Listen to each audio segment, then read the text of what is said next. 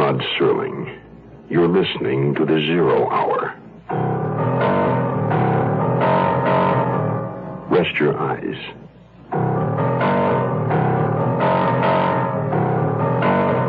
Exercise your imagination.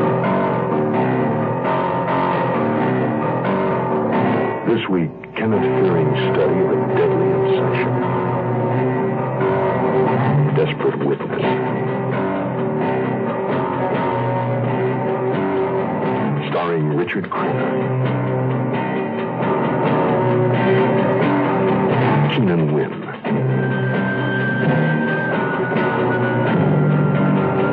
And Julie Adams.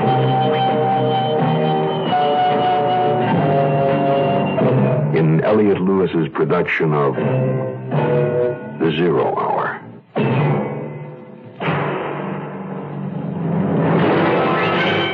The Mutual Broadcasting System presents The Zero Hour. Sponsored in part by General Motors and Contact. This is The Zero Hour on Mutual Radio.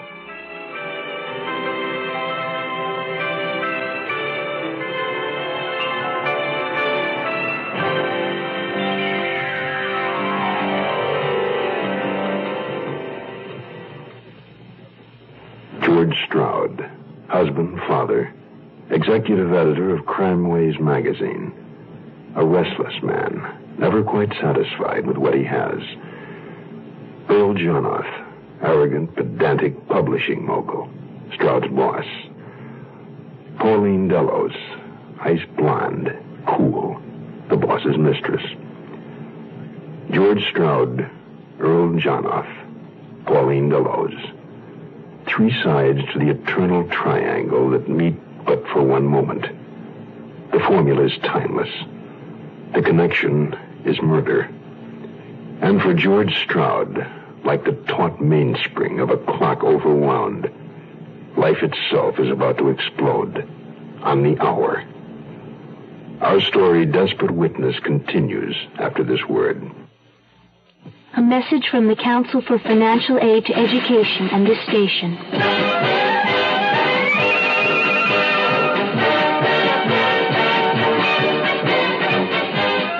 College students now march to a different drummer, and sometimes it seems to no drummer at all.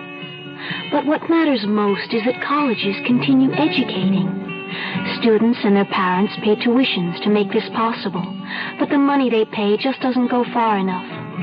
2/3 of college costs must come from other sources, including contributions from friends of colleges. How can you be the friend of a college? You can believe that educating young people is the main thing, not whether they're singing football songs or folk songs. You can be willing to back up your belief with a gift, because colleges need money to march ahead. A lot of that money must come from people like you. Give to the college of your choice, now.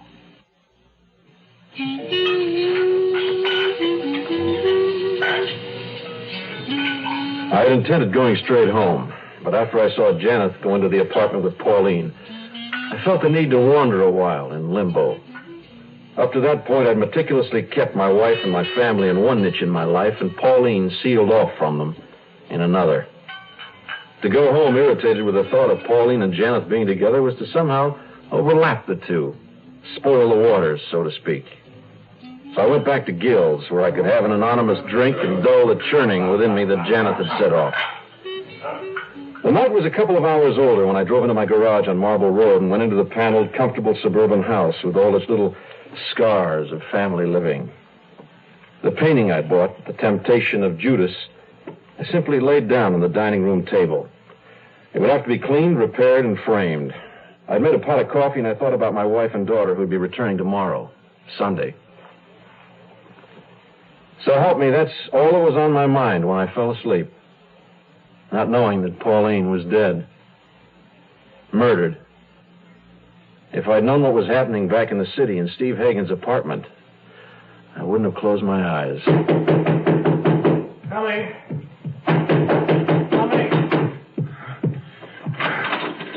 Earl, come in. What is it? What's wrong? Close the door, will you please hurry? What is it? Sit down. I'll get you a drink. Steve, I just killed Pauline. You should have killed her years ago.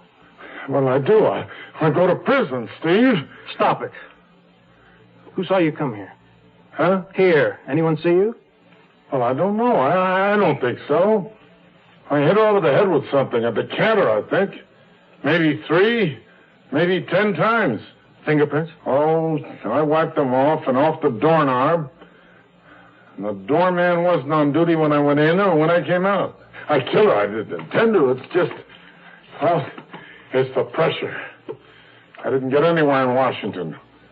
Jonathan Enterprises is in real trouble. What am I going to do, Steve? The SEC's after me. Jenna Donahue's trying to force me to merge and sell. Forget all about that for now. You sure nobody saw you go into her apartment? Who's that? Steve Hagen here. Mr. Hagen, I hate to bother you at home. This is Emery Mafferson. Well, what can I do for you, Emery? Well, I just heard a disquieting rumor that the magazine's going to fold. Mr. Janeth's right here. We've been in conference over the same stupid rumor. Hold a minute. I'll let you talk to him. Go on, Earl. Talk. But who is it? Who is he? He works for us, Future Ways. Tell him the rumor he heard is false. Everything's okay. His name's Mafferson. Emery. Hello, Emery. Oh, hello, Mr. Janeth. Look, a lot of false rumors floating around. All that talk. I don't want you to believe a thing. Oh, great. I feel relieved, Mr. Janeth. Well, it's good to talk to you, Emery. Anytime, and keep up the good work. What was that all about? You just established your alibi. When the police investigate you, as they will when your relationship with Dulles comes out, we have the testimony of Mafferson that he talked to you in my apartment at... What time did you kill her? Oh, I don't know. 10:30? 10 minutes of 11. And they'll have your chauffeur's testimony. He dropped you here right from the airport at 10. And mine that we've been in conference ever since. And since no one can identify you as having been in the building... There was someone. Someone did see me. Saw you go in? Yes, a stranger. He was just leaving Pauline. They'd been away together. For the evening. Maybe for the weekend. That's why we quarreled. That's what started the whole thing. Did he recognize Well, I don't know. Did you recognize him? No, he was in the shadows. I couldn't tell much. But she said his name was George Chester. One man in the world saw you go into her building and you don't know who he was? Whether he knew you or recognized you? Well, I don't know. We've got to find him before the police. How can we do that? What do we employ 2,000 people for? Well, if we find this man, then what? It all depends. When the story breaks, he may go straight to the police. In that case, our alibi stands, and our line is this. He says he saw you on the scene. Well, what was he doing there? That makes him as hot as you are. We'll make him even warmer. Of course. You mean only to scare him off. If he doesn't scare, the case goes to trial. You've got an alibi. But if he doesn't go to the police the minute this breaks, then what? He's a constant threat to your safety, your position in life, your place in the world. Can you put up with an intolerable situation like that? I don't like it. There's already been one tragedy. I don't want another. Not if I know what you mean. You know what I mean. No, I won't see a man killed in cold blood. I won't take any part of it. Let me ask you, Earl. Are you ready to retire to a penitentiary and write your memoirs? Or are you ready to take your full responsibilities along with the rewards? No, we never went to murder before. But we will this time, if we have to. I killed her. I can't get that out of our mind. I killed Pauline. When you break, a lot of other people break too. Whenever an entity like Janeth Enterprises goes under, and that's what this could trigger, a lot of innocent people, their plans, homes, dreams, aspirations, the future of their children, all of that can go to pieces with it. Myself, for instance. I understand, Steve. All right, what has to be, has to be. Now, let's get to work. Finish your drink, and we'll start from the top again. I want every step, every word. You got out of your car. You sent your chauffeur on. You went into the apartment with her. I knew none of this when it was happening. I awoke in the morning and went to the train to pick up my wife and child. I hadn't even dreamed in the night, and my world was coming apart. It was summer in the evening after the rain. We were driving, she and I.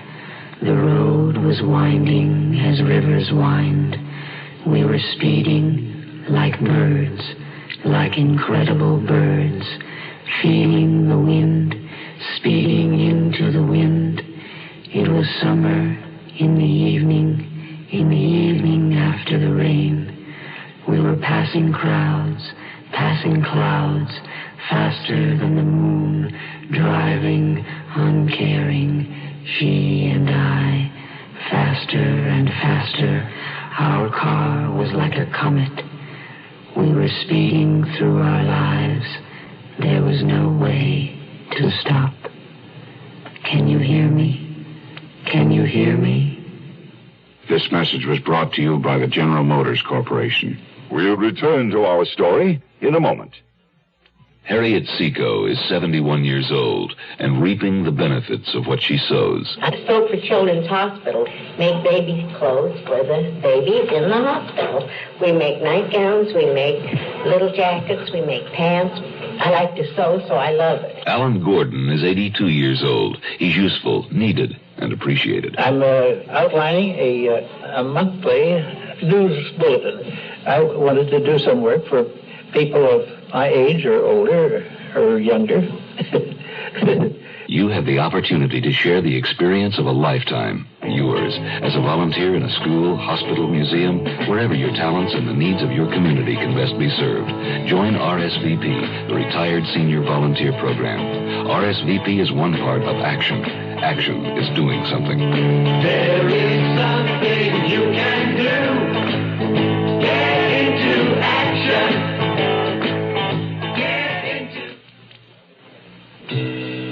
Monday morning, and Georgette came back to the breakfast table from taking our daughter to the bus. George, have you seen the paper? There's a dreadful story about a woman we met, I think, at Janet's. Sitting there in the sunny breakfast room, fresh-picked yellow roses on the table, I read it. Not understanding it, not believing it. I had to read the headline twice. But the picture was of Pauline.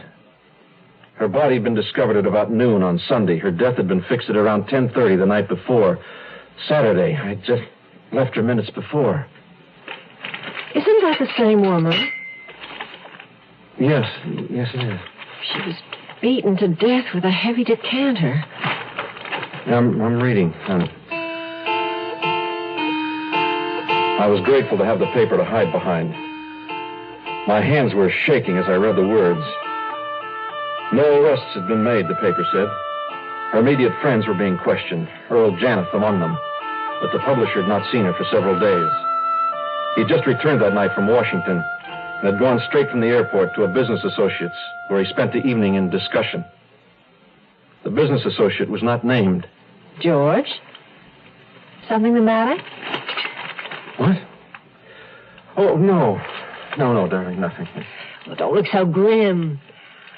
By the way, I didn't tell you I like that new painting you brought home, the one of the two hands, but it's in terrible condition. Another Patterson, isn't it? Perhaps. George, you don't have to be so monosyllabic. Can't you say anything but yes, no, perhaps? Where'd you get it? Just picked it up. Honey, I'm trying to read the paper. Pauline and Earl Janeth went into that building at 10 o'clock on Saturday night. Now he claimed he hadn't seen her for days. He had to have been the one who killed her. Had he recognized me?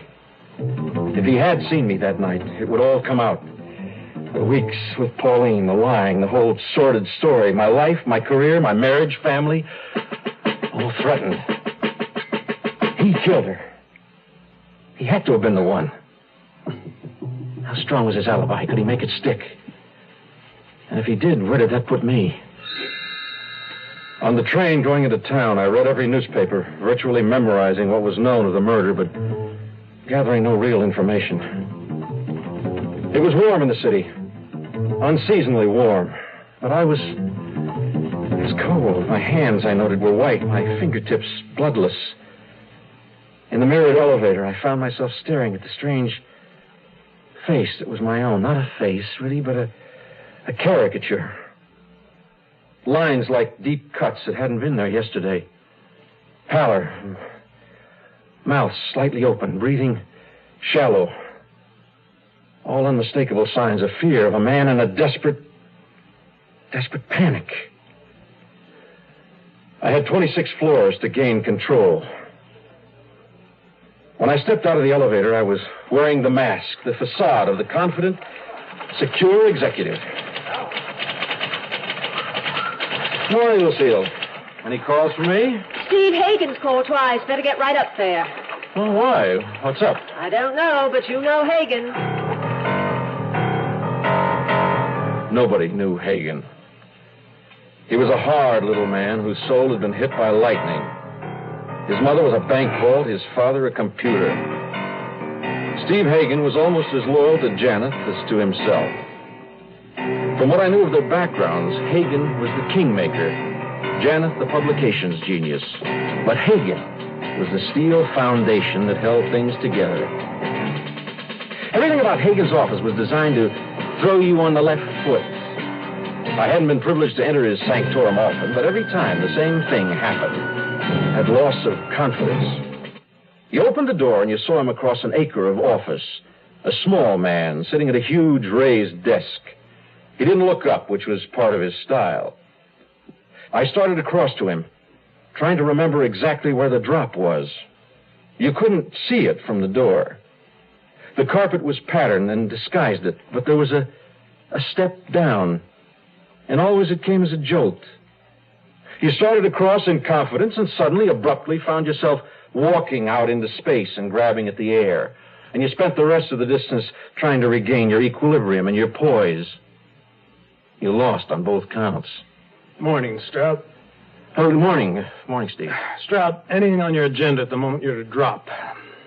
Oh, everything? Your staff can handle things. I have something more important for you. If you say so. Oh, by the way, I've just read about that Pauline Delos murder. It's pretty awful. You any idea? Yes, it's bad. No, we have no idea about it. Well, I suppose Janeth is, well... He is, yes, but I don't know any more about it than you do. Now, I have some prepared notes here, so let's get to work, huh?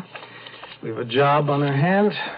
Not hard, but delicate. It seems you're about the best man on the staff to direct it. Yes? In essence, the job is this. We want you to locate somebody unknown to us. Really, it's a missing persons job. Would that be all right with you? Well, missing persons seems to fit in with the essence of Crime Ways, and that's my job, Crime Ways. Of course, of course. Who is it that you want me to locate? We don't know. Oh? Let me see now. Let's start at the beginning, shall we?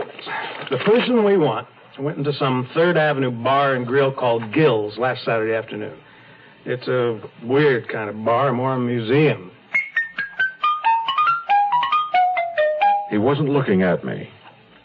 He was studying his notes, or he'd have seen the sweat that popped out on my face. I could feel the trap being sprung for me.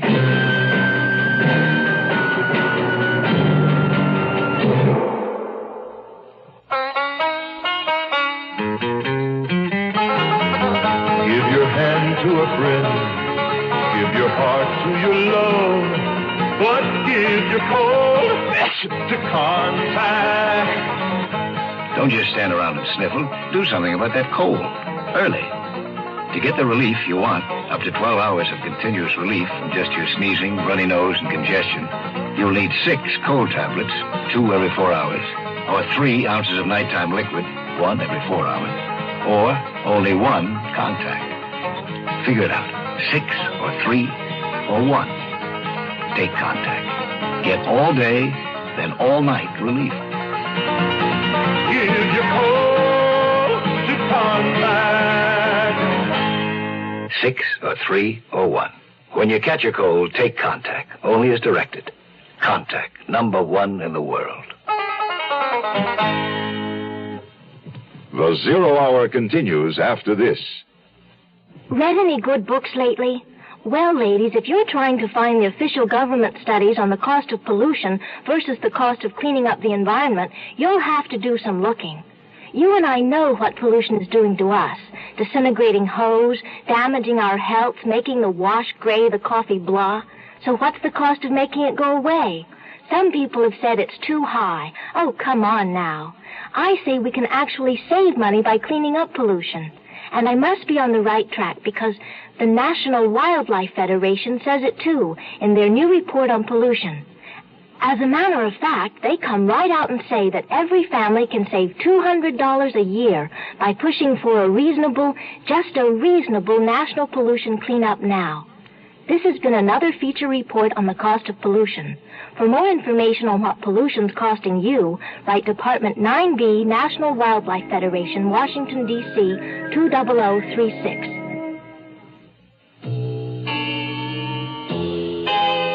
I fought a rising nausea. My cheek muscles formed a slight smile that froze into place and gave me, I hoped, a look of complete concentration. But my mind was racing at light years' speed as he reeled off my actions on the day of the murder. This man we're looking for, Stroud, was accompanied by a rather striking blonde, also unidentified.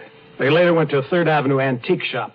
In fact, they browsed through several, but in one, he bought a painting from a dealer, overbidding another customer, a woman who also wanted to buy it. The picture was by an artist named Patterson. According to our morgue, he, or somebody, had done a quick and thorough research job on Patterson. He had all the details, how 10, 12 years back she'd been hailed as a meteor in the art world, that she'd never fulfilled her promise. In recent years was totally unheard of, although her work maintained value. He had all the details of my transaction. He knew the painting depicted 2 hands, was in rather bad condition, and that I'd bought it for $50. After they bought the painting, the man and the woman with him went to a cocktail lounge in Van Barth for a few drinks. It's possible he checked the picture there. He may have had it right with him. Why do you want this man, Steve? We think our party is a vital figure in a business and political conspiracy that's reached colossal proportions. You mean threatening Janeth Enterprises? Exactly. What this man represents could destroy Earl Janeth. And we can't let that happen, can we? So, what do we do? Well, we just have to find this man. We can't have him loose, threatening all our existences, can we? Oh, as we understand it, his name is George Chester. I understood it all now. Pauline had given Janeth the full rundown of our Saturday night activities. And had she told him where we spent the night Friday, they'd probably had a violent fight about it, and he'd killed her and gone straight to Hagen. Then Steve Hagen was the business associate the newspapers mentioned who provided Janeth's alibi. It was plain Janeth knew he'd been seen and was afraid he'd been recognized. The ground I was on felt landmined. One step the wrong way. It's all pretty vague, Hagen. Can't you give me more to go on? You're right, Stroud. It is vague. Our information is based entirely on rumors and tips and certain, striking coincidences. When we locate our man, then we'll have something definite for the first time. Well, what's it to be? A story for Crime Ways? No, I don't think so. I don't know right now just what our angle will be when we have it. We might want to give it a big play in one of our books eventually. A good story should never be wasted, right? Or we might decide to use it in some entirely different way. It's all up in the air. Well, tell me, who else is in on this? Should we cooperate with anyone? The cops, for instance? No, of course not. Absolutely not. This is our story, exclusively. It must stay that way. You'll have to go to other agencies for information, naturally, but you get it. You don't give it. Is that perfectly clear? Yes, I understand. Now, do you think you can knock together a staff as large as you want and locate this person? It would be easier if I knew more about this mystery guy, what he looks like. Somebody must have described him. Well, not too well, but we do know he's of average build and height. Weight 150 to 180, under 6 feet. It's possible he's in advertising. But your best bet is this place called Gill's, or the shop where he bought the picture, or the bar of the Van Barth. Oh, and that picture he bought. Perhaps the artist. I have a feeling that picture alone might give us a break. Not impossible. We want this guy in a hurry. Can you do it? You say his name's Chester, George Chester? It might be, might not. Oh, that's a start. Then you go to work immediately? All right, Steve. I'll take the assignment. I have absolute carte blanche? Absolute. Expense, personnel, everything. In every way except time. We want him now. He got up from the high-backed throne and wandered to the huge plate glass windows that looked out over about 10 million people. I hadn't suspected this cold, dried man would have had such a sense of drama. He took a long pause and he swept his hand out, indicating the city far beneath us. Our man is out there somewhere, Stroud. May even be very close for all we know. It's a simple job for a mind like yours. Get him. I looked out the window myself. Get him, he said. Find him. I had found him. The man I sought was looking back at me. My own reflection in the plate glass. I'd been assigned to set myself up to be murdered. You are listening to Mutual's presentation of The Zero Hour. Your American Cancer Society presents Peter Foch and Lee Grant as patient and nurse. Nurse, I'm Fenton Finglinger. I have an appointment for a checkup with Dr. Worley. You're Nurse Skank? Yes. Remember me when I was here after getting hit in the mouth with a hockey puck? Oh, sure. 6 stitches, I recall. Right. It wasn't too clever of me to play hockey at my age anyway. Oh, you don't look very old. Oh, thanks a lot. I feel young and everything, but I figured I bring my car in for regular checkups, so I should do the same for myself. Oh, true. A regular checkup lets you know if you're really as well as you feel. Like I had this car and I kept noticing oil underneath, but I ignored it. I ended up burning out the transmission. It was only a loose oil drain plug. It's the same with people. The annual checkup lets the doctor detect minor ailments before they become major. I was just going to make that point. Has anybody ever told you look terrific? Oh, well, my husband does a lot. Oh, terrific. Help your doctor help you with an annual checkup. Help your American Cancer Society with a generous check. We want to wipe out cancer in your lifetime.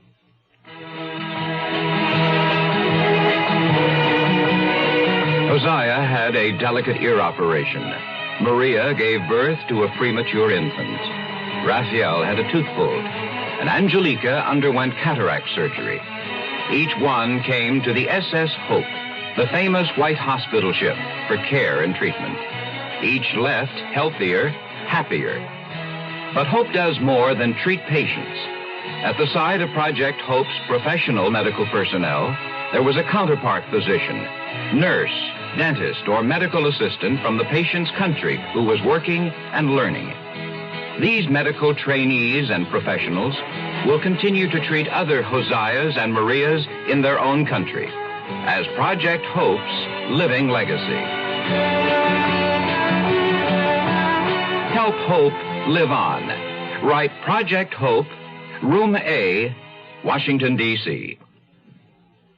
Tomorrow at this time, rest your eyes and listen here to this week's continuing study in suspense, Desperate Witness. I'm Rod Serling. Today's episode brought to you in part by General Motors and Contact. This is the Zero Hour on Mutual Radio.